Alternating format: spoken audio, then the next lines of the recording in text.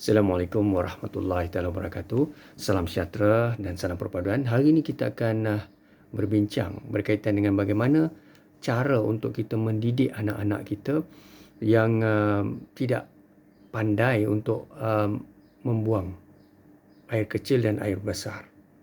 Jadi tuan-tuan dan puan, kalau kita melihat dari segi kandungan anak ini dalam kandungan ibu atau janin atau ibu yang mengandung 9 bulan, sudah pasti anak ini dia bergantung kepada ibunya dalam perut, ya. Air kencingnya, disebut kumbahan ataupun segala najis itu keluar dalam saluran, disebutnya dalam kandungan perut ibu.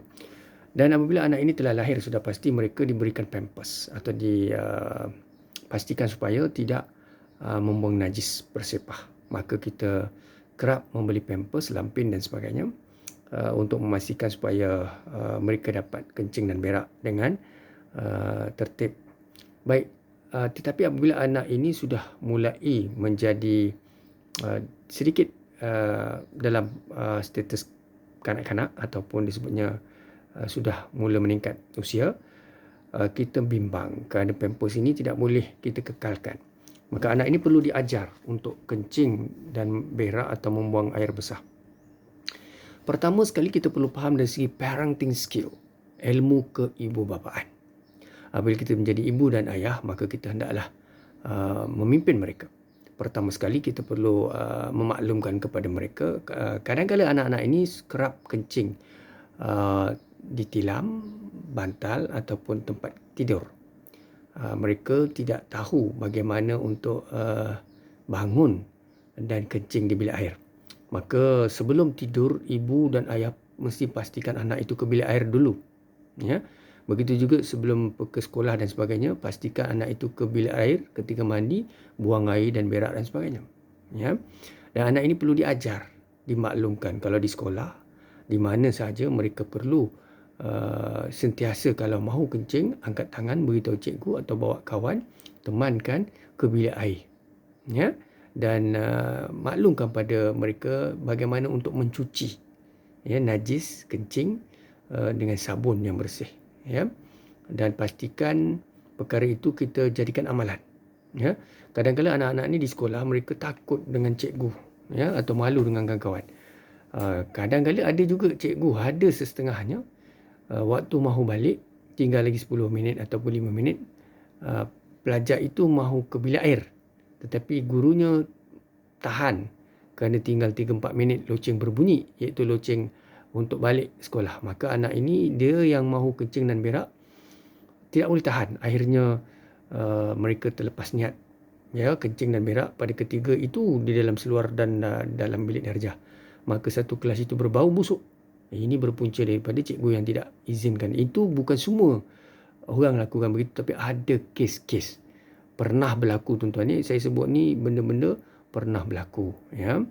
Jadi nasihat saya kepada anak-anak pelajar supaya sentiasa pastikan anda mesti ke bilik air, cuci bersih-bersih, ya, dan buang najis dan kencing di bilik air.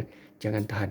Satu lagi, anda boleh dijangkiti penyakit ataupun organ-organ pundi kencing dan sebagainya rosak kerana anda menahan kencing itu dan berak dan sebagainya, ya. Usus anda juga akan berhadapan dengan masalah kesihatan. Begitu juga anda akan ada jangkitan kuman dan sebagainya, kerana tidak kiralah kanak-kanak, orang dewasa, orang tua, mestilah sentiasa lancar pembuangan air besar dan air kencing.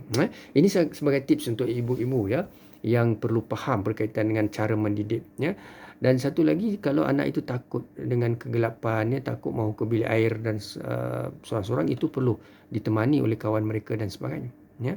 Dan ini disebutnya fobia, ya, jenis-jenis fobia kepada kawasan gelap, ya, ataupun bunyi, ya, ataupun fobia dengan perkara-perkara yang mungkin bagi mereka benar, tapi sebenarnya itu adalah ilusi, ya, iaitu takut kepada momok, hantu dan sebagainya, ya, kawasan gelap, ya, kawasan tinggi dan sebagainya. Jadi sebagai ibu bapa kita perlu faham, ya, kita juga telah melalui proses yang sama, dididik oleh ibu bapa kita, dan kita pernah kencing dalam seluar dan sebagainya, ditilam dan sebagainya. Jadi inilah yang berlaku untuk kita didik anak-anak kita. Jangan lupa kita mesti mendidik mereka dari segi pemakanan juga sama. Anak ini pastikan dia makan semua pemakanan yang berkhasiat. Kalau kita hanya menyajikan atau dia pegang pada satu jenis makanan, kalau dia berpindah ataupun dia berada di asrama dan sebagainya di luar negara, ini masalah besar. Ya, tak boleh.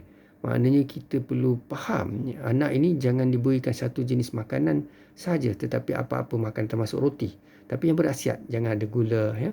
Jangan banyaklah perkara-perkara yang tidak berkhasiat, ya, bikarbonat, ya, pewarna, perisa dan sebagainya.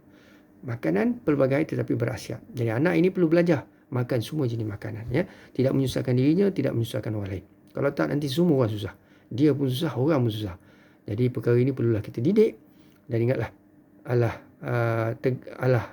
bisa tegal biasa, ya. Allah bisa tegal biasa, ya. With that, syukran dan terima kasih. Assalamualaikum warahmatullahi wabarakatuh.